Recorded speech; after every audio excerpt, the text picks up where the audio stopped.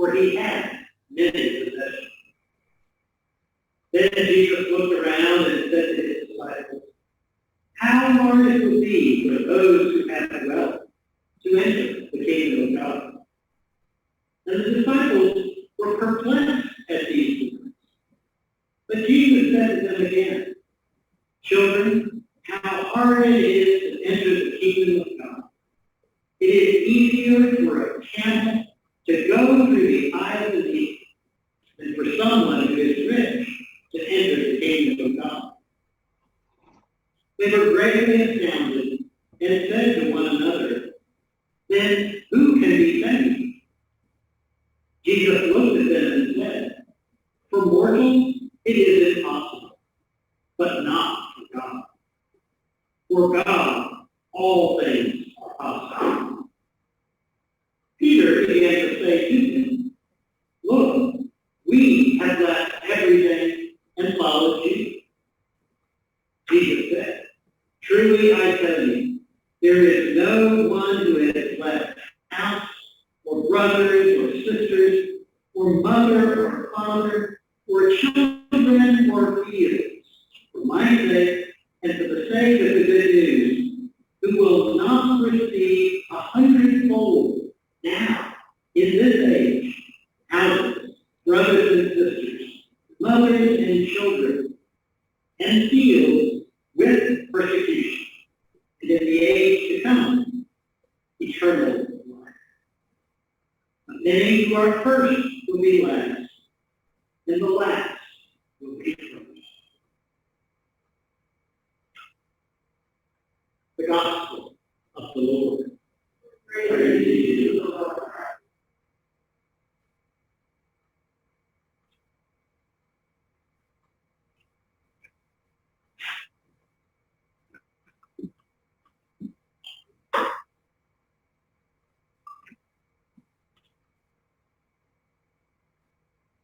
God, help us to walk closer and closer with you every day along the road of life, along the road of faith. What does it mean to be saved? This question was raised in our formation discussion 2 weeks ago as we talked about baptism. And this is the question addressed to Jesus in Mark's Gospel today. Many well-meaning Christians disagree on the answer. To some, being saved means having been baptized. To others, it means following a certain set of Christian rules. Yet, as you go from one denomination to another, you will find large differences of opinion about just which rules have to be followed. To others, it means believing that Jesus is your Lord and Savior. And to still others, being saved means having made a verbal and heartfelt commitment to Christ. But while each of those answers has some truth to it, they are oversimplified answers, and they have never been complete and sufficient answers for Episcopalians. We look instead at a larger understanding of salvation gleaned from a wider reading into Scripture. One thing we find there, may surprise you, is that St. Paul did not consider himself saved. He recognized that his and our salvation, our saving relationship with Christ, is a more complex and ongoing process than just saying something, or doing or not doing certain things, or believing something, or participating in the sacrament of baptism. In Philippians chapter 3, Paul Paul refers to his own salvation this way. He says, I do not consider that I have made it, but forgetting what lies behind and straining forward to what lies ahead, I press on toward the goal for the prize of the heavenly call of God in Christ Jesus. He's not there yet, looking forward to it. He says more in 1 Corinthians chapter 15. Says this, now I would remind you, brothers and sisters, of the good news that I proclaimed to you, through which also you are being saved, if you hold firmly to the message. Notice that you are being saved, in his word, is a recognition of an ongoing process that isn't done yet. And his word, if you hold firmly, that's a conditional statement. One's belief and one's actions both must continue to be carried out in concrete ways throughout one's life in order to fully live into salvation. So for Paul, salvation is never a done deal. Never one that is fixed and set at any point in our lives. There is never a moment when you can say, I am saved, period. Believing that you are just right with God in a way that will never, ever change. We all have to recognize that we are always in the middle of this ongoing process of salvation. So if someone does ask you, are you saved?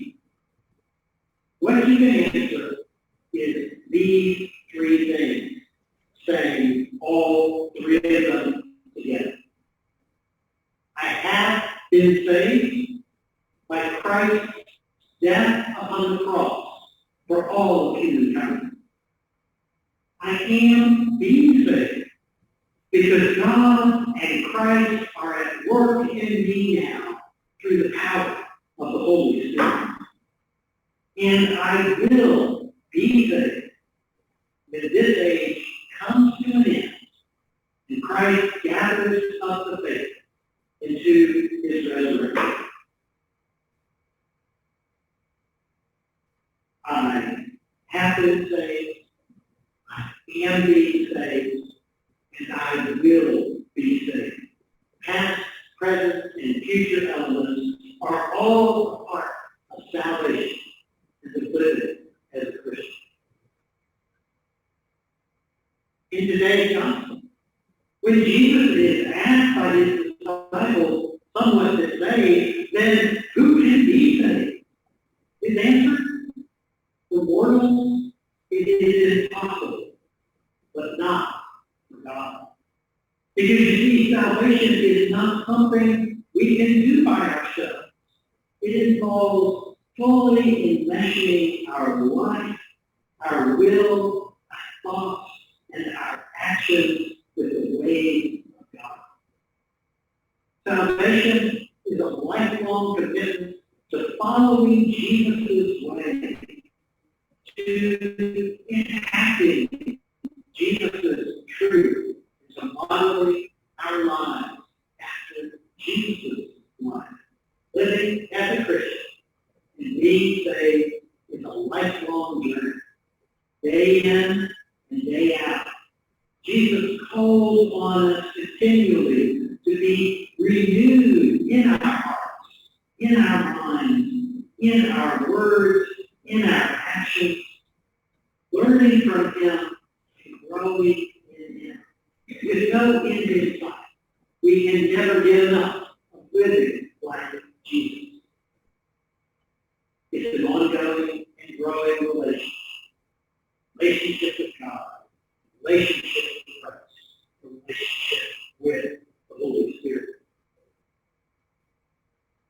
But we can't just stop there. in our relationship with God, without also attending equally to our ongoing and lifelong relationship with all of God's children.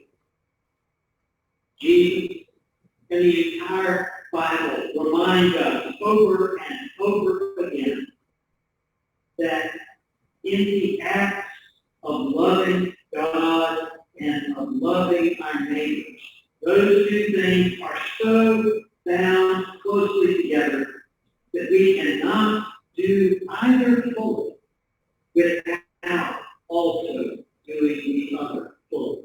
We cannot completely love God without loving our neighbor. We can't completely love our neighbor without fully loving God. And the importance of this aspect of our relationships with all of God's children should especially be in the forefront of our minds and hearts and souls these days because of the injustices and inequity which has become ever more apparent as a result of COVID's unequal toll upon people, not only in our nation, but throughout the world. To live fully as a Christian and to be truly in the process of being saved requires every one of us to be active in ministries that are as difficult as forcing camels to pass through the eyes of needles. Yet, as Jesus said, for God, all things are possible. All who have a living and saving relationship with Christ will live and be saved through a lifelong commitment to loving God and to loving